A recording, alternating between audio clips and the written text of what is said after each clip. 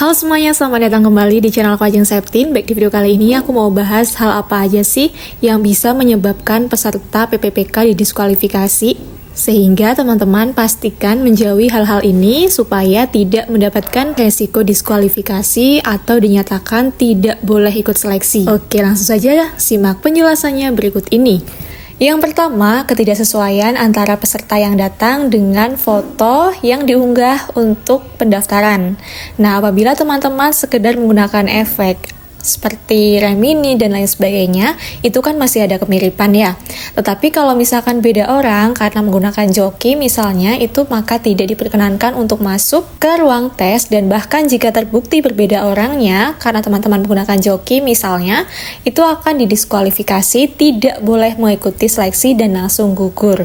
Jadi jangan sampai teman-teman berpikiran untuk menggunakan joki jasa orang lain untuk mengerjakan soal di lokasi tes supaya hasilnya bagus gitu, jangan ya, karena itu beresiko sangat besar untuk didiskualifikasi. Yang kedua, peserta terbukti menempelkan benda atau alat bantu di bagian tubuh atau pakaiannya. Yang dimaksud alat bantu di sini alat bantu untuk mengerjakan soal ya, bukan yang disabilitas, tetapi untuk berkomunikasi dengan orang yang di luar ruang tes, dengan tujuan supaya nanti tesnya dibantu oleh orang dari luar ruang tes tersebut. Intinya, teman-teman jangan sampai melakukan atau berpikiran untuk melakukan hal-hal yang melanggar hukum, etika, dan juga moral yang baik. Karena sekecil apapun kesalahan atau kecurangan yang teman-teman lakukan, seandainya melakukan gitu, pasti nanti akan ketahuan. Karena untuk sekarang itu pengecekannya itu double, yaitu body checking dan juga menggunakan metal detector. Metal detector itu untuk mengecek benda-benda logam atau besi yang menempel di tubuh peserta. Kemudian kalau body checking itu nanti akan diraba seluruh bagian tubuh, sehingga seperti contoh waktu CPNS ini ditemukan peserta yang bawa jimat, dan itu jimatnya disita. Jadi silahkan berangkat tes dengan niat hati yang tulus, murni, bersih, karena ini berhubungan dengan masa depan teman-teman. Jadi jangan sampai melakukan hal-hal yang buruk. Yang ketiga yaitu peserta terbukti menyebarkan soal tes PPPK. Sebagaimana yang sudah disebutkan dalam postingan BKN ini, meskipun ini ditunjukkan untuk peserta CPNS, tetapi kurang lebih sama, yaitu peserta yang terbukti menyebarkan soal ujian akan didiskualifikasi dan dinyatakan tidak lolos dalam seleksi meskipun hasilnya mungkin nanti lolos.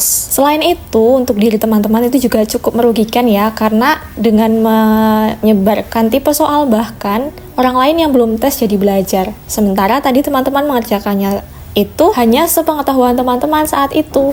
Sementara kalau disebarkan, orang lain akan belajar hal itu. Sehingga pas tes, mungkin dia bisa mengerjakan dengan benar. Saran aku, coba terapkan hal ini, datang, kerjakan, lupakan. Yang penting teman-teman sudah berusaha secara maksimal, berdoa untuk persiapan tes itu. Setelah tes, lupakan. Nanti hasilnya pasti dikasih yang terbaik. Gitu aja. Kemudian yang keempat yaitu peserta telat dengan catatan tesnya sudah dimulai. Maka dari itu aku mewanti-wanti di banyak videoku, intinya kalau mau tes itu, entah itu CPNS maupun PPPK, teman-teman datang 1,5 jam sebelum waktu tes yang tertulis di kartu ujian. Jadi misalnya kalau di kartu ujian itu tesnya jam 9, usahakan 7:30 teman-teman sudah di lokasi tes, karena biasanya tuh udah dimulai pengecekan verifikasi, kemudian penitipan barang dan lain sebagainya. Jadi nggak langsung ke ruang tes ya, melewati banyak sekali tahap sehingga bisa memasuki ruang tes, dan hal itu membutuhkan waktu yang lama. Jadi 1,5 jam teman-teman sudah stay di lokasi tes. Nah, kalau misalkan pesertanya belum masuk ke ruang tes, itu masih ditoleransi untuk segera mengejar ya, cek ke tahap-tahap dengan cepat. Tetapi kalau peserta sudah masuk ke ruang tes, itu teman-teman dilarang untuk masuk. Nah, oleh karena itu dipastikan jadi gagal kan sayang sekali ya, karena telat jadi gagal. Kemudian yang selanjutnya yang mungkin banyak sekali pertanyaan, apabila ada kesalahan terkait dengan pakaian, itu apakah didiskualifikasi? Kalau untuk pakaian tidak ya teman-teman, cuma perlu ditegaskan bahwasanya sebelum berangkat ke lokasi tes, pastikan teman-teman melihat ketentuan dari instansi terkait dengan pakaiannya bagaimana, karena kadang di setiap instansi itu ada aturan tambahan yang berbeda. Sepatunya ini terutama yang polos hitam. Kemudian untuk kemejanya itu yang berkerah, celananya itu pas di badan teman-teman sehingga tidak memerlukan ikat pinggang. Nanti kalau pakai ikat pinggang itu dilepas ikat pinggangnya, dan kalau kedodoran diikat pakai tali rafia. Makanya jangan gitu ya. Tetapi apabila sudah ke lokasi tes, misalnya sepatunya masih ada putihnya, itu nanti akan dipilok atau diplaster oleh panitia.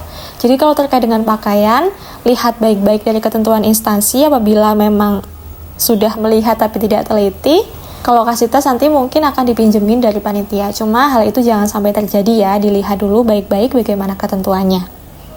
Oke, itulah hal-hal yang menyebabkan peserta tes CASN yaitu PPPK didiskualifikasi, sehingga bisa menjadi gambaran atau pembelajaran buat teman-teman untuk tidak melakukan hal itu supaya tidak mendapatkan resiko yang sama yaitu diskualifikasi.